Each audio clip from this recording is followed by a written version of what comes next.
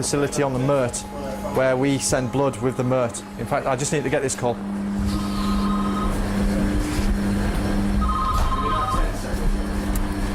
Pathology, WO2 speaking, sir. Yeah, I got the old vampire. We're dealing with it now. Cheers. Yeah, old vampire's been called. What happens is we send blood out with the MERT in a little refrigerated container called a golden hour box. The blood in the golden hour box has been used, and a casualty is en route back to us. We can basically then generate another box with blood in it so that when the MERT comes in, we can switch it straight away and they get fresh blood, because obviously we don't know when the MERT's going to get called out next. It could actually come in, drop the casualty off and then go back out, and obviously it needs a supply of blood. That's probably the MERT as we speak.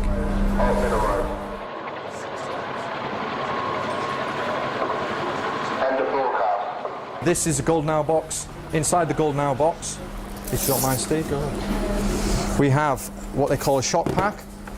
A shot pack's got 2 units of O negative blood, 2 units of AB plasma. Those particular groups of plasma and blood are universal for both types, so that you can give them to anyone. And what we do is we stick temperature monitoring with it to make sure it's okay. They also have all the labels on for transfusion purposes, so we have full traceability. They will assess the casualty as they come off the aeroplane. But the good thing is they've got that blood there and then, so if they do need to transfuse it, they transfuse it. If they don't need to, we have basically a 30-minute window for that blood to be able to come back to us. So all these shot packs are on a 25-minute timer. When that goes off at 25 minutes, we know we've got 5 minutes to either ascertain that that shot pack's been transfused or get it back to the lab so we can get it back into the bank.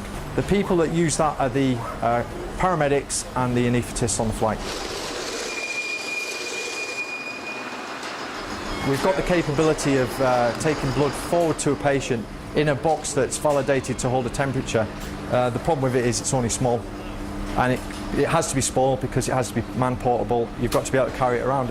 C-spine trauma, right ankle, he's got ketamine on board as well. He's got ketamine, but when it starts wearing off, dog, he really wigged out, so we gave him another 40, make a total of 100. Okay. And you see, this is what we got.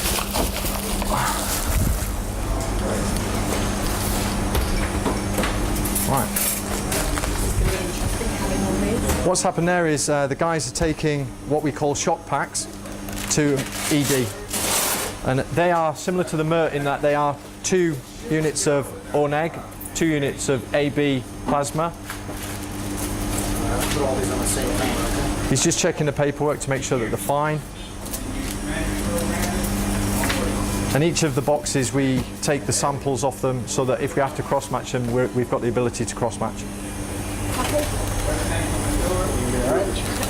Would you like a hand? I refuse. Thank you, Jen. So that's off to the front of the house now. They've got 30 minutes to use that. Okay, let's go to the one. This is a golden hour box that's been in preparation. As you can see, it's frozen. It takes about half an hour for us to condition this, or after it's been frozen, to recondition it so that, not minimise guys, it's bad. So we have one constantly in the fridge ready to go. There's one on the MERT. Hopefully by the time that this is taken, this one will be good to go and it'll be in the fridge prepped. HM2 Hayden is basically getting a supply of American plasma out of the freezers, and what he's going to do is he's going to get them defrosted. The wind's coming out of it now, it's blowing, it's going to get warm. So what we're going to do is we're going to obviously close the lid, but that's how it works. We have a temperature gauge up here so we can monitor how hot it's getting, and we basically need this up to about it needs to be up to about 32, 33 degrees before we'll consider taking it out, and at that stage you can have a look at it and check it for ice. So that's good to go. Basically, we've gone through the American shot packs because, from what I've gathered, we've got an amputee, bilateral amputee, and now there's no more American ones, so that's why we're defrosting some more American FFP.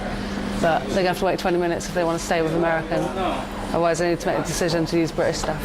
So it's going to be doctor's call. In the NHS, you will see one part of a patient, i.e.